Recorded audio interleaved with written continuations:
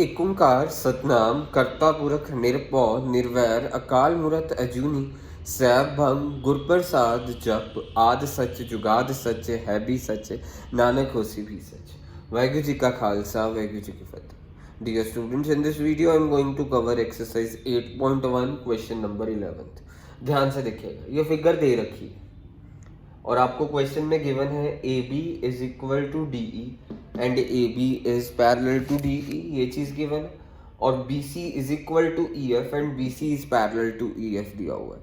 ये आपको क्वेश्चन में दिया हुआ है। तो आपको क्वेश्चन में प्रूफ क्या करना है? क्वेश्चन में टोटल 6 पार्ट्स प्रूफ करने हैं। सो सबसे पहले आपको प्रूफ करना है A B E D is a parallelogram. A B E D, अच्छा ये जो सी पहली चीज गिवन है ना, A B is equal to D E and A B parallel to D E, ये भी गिवन है। पैरेललोग्राम पता क्या होता है? पैरेललोग्राम वो फिगर होती है जिसकी opposite pair of side parallel भी हो और इक्वल भी हो।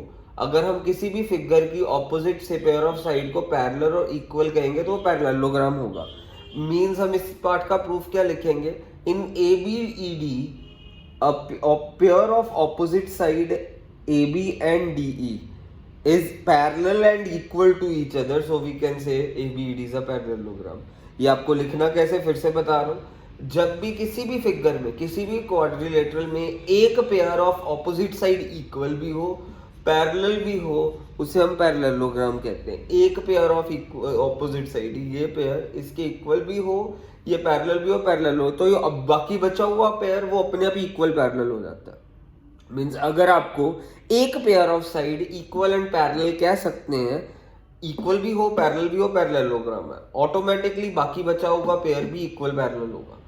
तो अब आपको पहले पार्ट में प्रूफ करना है A B E D is a parallelogram. आप लिखेंगे in A B E D, in quadrilateral ऐसे लिखेंगे, in quadrilateral A B E D, इसके नीचे ऐसे लाइन लिखेंगे, in quadrilateral A B E D a pair of opposite side AB and DE are parallel and equal to each other, so we can say ABED is a parallelogram। ये first part हो गया। अब second part देखिएगा, BEFC is a parallelogram। ये नजर आ रहा है BEFC, ये BEFC।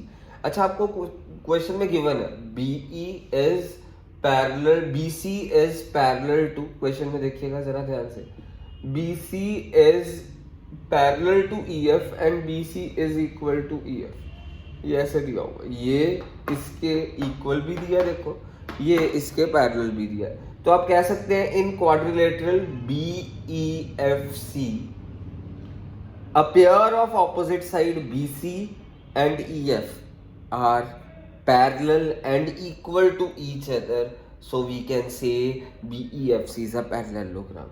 In quadrilateral BEFC, a pair of opposite side BC and EF, a pair of opposite side BC and EF are parallel and equal to each other, so we can say BEFC is a parallelogram। So ये हो गया पहले दो parts. पहले दो parts में क्या चीज लगी? अगर किसी भी क्वाड्रिलेटरल में opposite pair of side equal भी हो, पैरेलल भी हो, तो हम उसे पैरेललोग्राम कह देते हैं। Third part, to prove AD is parallel to CF and AD is equal to CF। तो मेरी बात ध्यान से सुनना, आपने फर्स्ट पार्ट में क्या प्रूफ करा था? ABED is a parallelogram, ABED। तो अगर ABED पैरेललोग्राम है, प्रूफ कर चुके हैं, तो pair of opposite side AD का ऑपोजिट पेयर क्या है? BE। ये दोनों इक्वल भी होंगे, पैरेलल भी होंगे, क्योंकि हमने फर्स्ट, मैंने देखो एरो डाल दिया, फर्स्ट पार्ट से ये चीज बोली कि थर्ड पार्ट प्रूफ कर रहा हूं। पहले मैंने अब क्या यूज करा? थर्ड पार्ट में सबसे पहले जो फर्स्ट पार्ट में प्रूफ करा उसकी इंप्लीकेशन यूज कर रहा हूं। फर्स्ट पार्ट में मैंने क्या प्रूफ करा था? ABED is a parallelogram, yes कर दिया था। तो इसको पैरेललोग्राम प्रूफ करा था, तो AD के ऑपोजिट साइड BE है, तो वो इक्वल भी होगी, पैरेलल भी होगी, इक्वल भी होगी, पैरेलल भी होगी, क्योंकि पैरेललोग्राम प्रूफ कर चुके हैं। अब सेकंड पार्ट में हमने प्रूफ करा था BCEF इज अ पैरेललोग्राम। तो आप ये कह सकते हैं CF का opposite pair of side BE है और ये दोनों इक्वल भी होंगे, पैरेलल भी होंगे। अब ये दोनों इक्वेशन, ये इक्वेशन 1, ये इक्वेशन 2, ये इक्वेशन और ये इक्वेशन में BE कॉमन है, तो आप क्या कह सकते हैं? AD will be equal to CF। यहाँ पे भी BE दोनों में है, तो आप क्या कह सकते हैं? AD is parallel to CF। तो अब हमारा थर्ड पार्ट हमने प्रूव कर दिया, यही प्रूव करना था, AD is equal to CF and AD is parallel to CF।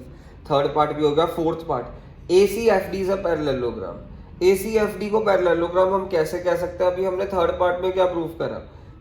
CF is parallel to AD and CF is equal to AD। हमने ये प्रूव कर दिया थर्ड पार्ट में। तो आप कह सकते हैं, इससे आप ये कह सकते हैं कि इस चीज से हम ये कह सकते हैं कि आप लिखेंगे as in quadrilateral ACFD AD and CF are parallel and equal to each other, so we can say ACFD is a parallelogram. क्योंकि हमने प्रूव कर दिया है AD इसके इक्वल भी है, AD इसके पैरेलल भी है, तो हम कह सकते हैं, अब नीचे लाइन क्या लिखेंगे? In quadrilateral ACFD AD is parallel to CF and AD is parallel to CF and AD is equal to CF. So we can say ACFD is a parallelogram. तो अब हमारे पास ये वाला पार्ट भी हो गया, फोर्थ पार्ट। अब fifth part, आपको फिफ्थ पार्ट में प्रूव करना है AC is equal to DF। Fifth part में तो AC DF कैसे कहेंगे आप? फोर्थ पार्ट की इंप्लीकेशन यहाँ पे लिख देंगे। इन हमने फोर्थ पार्ट में क्या प्रूव करा था?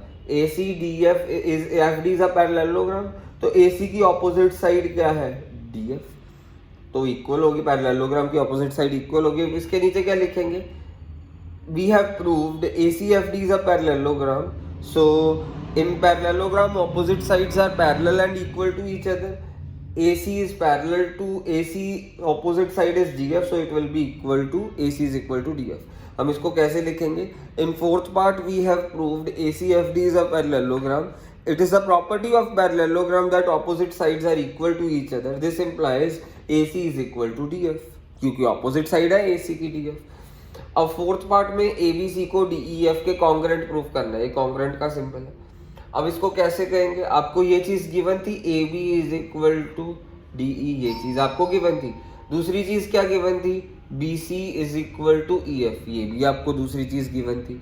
तीसरी चीज आपने अभी फिफ्थ पार्ट में प्रूफ कर दिया, AC is equal to DF by AC is equal to DF, आपने अभी फिफ्थ पार्ट में प्रूफ करा है। AB DE के इक्वल दिया है, BC EF के इक्वल दिया है एंड AC आपने DF के इक्वल प्रूफ कर दिया था।